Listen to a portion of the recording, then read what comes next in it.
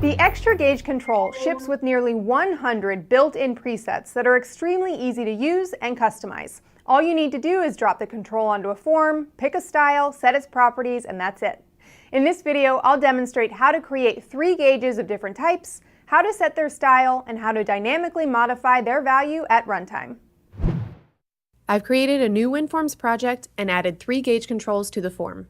I drop a grid control onto the form and invoke the data source configuration wizard via its smart tag. I select database as the data source type and click next. Here, I'll use an existing connection to the sample NWin database. For this demo, I'll select the products table to supply data to the grid and the gauge controls. And I'm done. I run the grids designer to remove the unnecessary columns. For this demo, I'll keep the product name, units in stock, and units on order columns. Now I'm done with the grid customization, so I close the designer. First, I'm going to bind the digital gauge to the data source, as it will display the product name. I click on its smart tag and invoke the gauge designer. The designer enables you to customize the layers, labels, and other visual properties of the gauge control. Since I'm not applying any visual changes to the gauge controls, I'll simply select the Data Bindings option to set the data source and data column.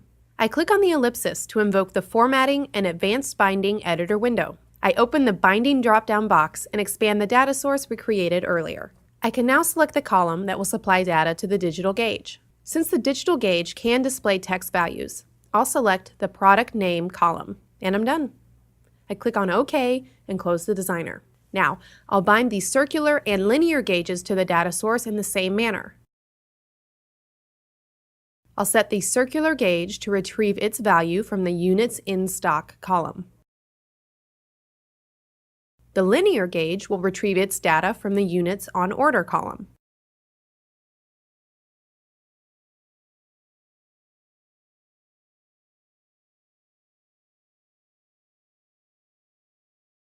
And that's it.